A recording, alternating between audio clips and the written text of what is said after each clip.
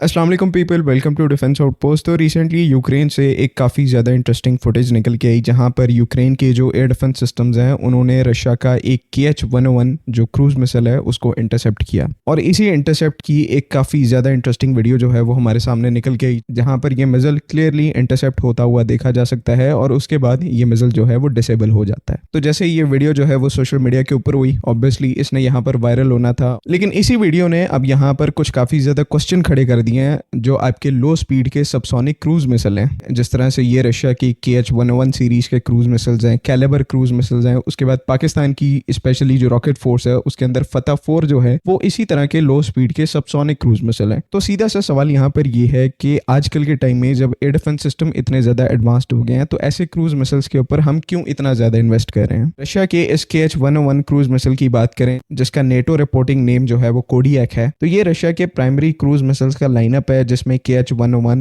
KH-102 और उसके बाद जो कैलिबर क्रूज मिसाइल है उनका सारा लाइनअप आता है। और इस पूरी वॉर में यानी कि यूक्रेन रशिया वॉर में रशिया ने इन KH-101 क्रूज मिसाइल्स का जो यूजेज है वो काफी ज्यादा खुलकर किया है। यानी कि अभी तक अगर बात करेंगे तो 1000 से ज्यादा जो KH-101 सीरीज के मिसाइल्स हैं और बाकी कैलिबर क्रूज मिसाइल्स हैं वो रशिया यूक्रेन के ऊपर फायर कर चुका है और इन्हीं क्रूज मिसाइल्स ने यूक्रेन का अच्छा खासा डैमेज किया है। एक दो दिन पहले जब से ये इस क्रूज मिसाइल के इंटरसेप्ट होने की वीडियो निकल के आई उसी के साथ साथ और वीडियोस भी आई जहां पर यही KH-101 क्रूज मिसाइल जो है वो सक्सेसफुली यूक्रेन का जो कैपिटल है कीव उसके ऊपर इंपैक्ट कर रहे हैं और बहुत ज्यादा डैमेज जो है इन्होंने ऑन ग्राउंड भी किया है। KH-101 क्रूज मिसाइल की बात करेंगे तो इसकी जो रेंज है वो 3000 किलोमीटर है। रशिया यहाँ पर कई इसके वेरिएंट्स के साथ जो रेंज है वो 7500 किलोमीटर यानी कि 7500 किलोमीटर भी कोट करता है। और इस सीरीज के जो क्रूज मिसाइल्स हैं उनको प्राइमरीली रशिया के जो स्ट्रेटेजिक बॉम्बर्स हैं उनके थ्रू फायर किया जाता है। ऑल्दो यहाँ पर रशिया की इन्वेंट्री में एक बहुत बड़े नंबर में सुपरसोनिक क्रूज मिसाइल भी हैं जो कि इनसे स्पीड में बहुत ज्यादा ऊपर हैं, मार्क 3 to 4 की स्पीड प्रोवाइड करते हैं और सिमिलरली उनको इंटरसेप्ट करना भी मुश्किल है। लेकिन मसला यहाँ पर यह है कि सबसोनिक मिसाइल्स के कंपैरिजन में जो सुपरसोनिक मिसाइल्स हैं उनको मैन्युफैक्चर करना बहुत ज्यादा एक्सपेंसिव होता है। कॉस्ट रेशियो का यहाँ पर इतना डिफरेंस है कि एक सुपरसोनिक क्रूज मिसाइल के बदले में आप तकरीबन 4 से 5 जो सबसोनिक क्रूज मिसाइल्स हैं उनको मैन्युफैक्चर कर सकते हैं। तो ये यहाँ पर एक बहुत इंपॉर्टेंट रीजन है जिसकी वजह से जो इवन सुपर पावर मिलिट्रीज हैं वो भी यहाँ पर लार्ज स्केल कॉन्फ्लिक्ट्स में ऐसे जो low cost subsonic cruise missiles हैं उनको यूज करती हैं। यूएस और ईरान का केस देखेंगे, बाकी गल्फ वॉर्स में भी आप स्टडी करेंगे तो यूएस की तरफ से सबसे ज्यादा अपने जो टोमाहॉक सबसोनिक क्रूज मिसाइल्स हैं उनका यूज किया जाता है वो, और जो बाकी अपने एक्सपेंसिव म्यूनिशंस हैं उनको बहुत ज्यादा कम यूज करते हैं। और सिमिलर अप्रोच जो है वो हमारी जो पाकिस्तान आर्मी की रॉकेट फोर्स कमांड है उसके साथ है। फतह 4 का एक डिफरेंट पर्पस है और क्योंकि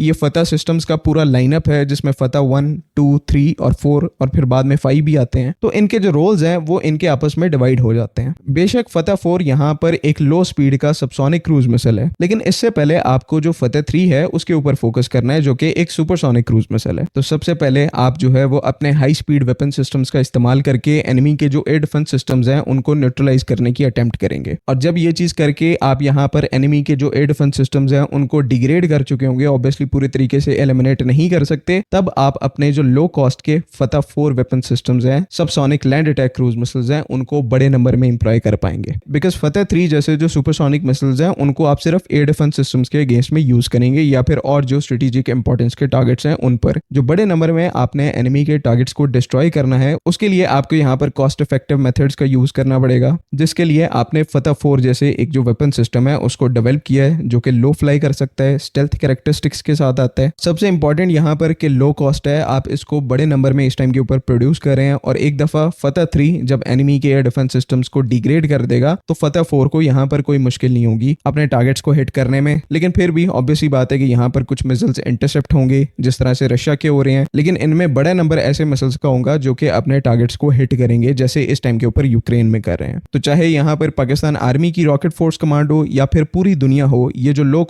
low cost subsonic cruise missiles हैं इनके ऊपर फ्यूचर में भी काम होता रहेगा, बिकॉज ये आपको कई मामलों में अनपैरेलल एडवांटेज प्रोवाइड कर सकते हैं और एक लार्ज स्केल की वॉर को सस्टेन करने के लिए उन एडवांटेजेस की आपको बहुत ज्यादा जरूरत है। तो कोई यहाँ पर किसी किस्म का डाउट नहीं होना चाहिए कि फतह 4 जैसा सिस्टम जो है वो इफेक्टिव नहीं होगा। जस्ट यहाँ पर यह है कि जब फतह 4 का टाइम आएगा अपने टाइम के ऊपर इसके लिए कंडीशंस इतनी सूटेबल होगी कि ये ऑटोमेटिकली काफी अच्छा परफॉर्म करेगा। बाकी आई होप कि तमाम चीजें यहाँ पर क्लियर हैं। अगली वीडियो तक के लिए अल्लाह हाफिज़।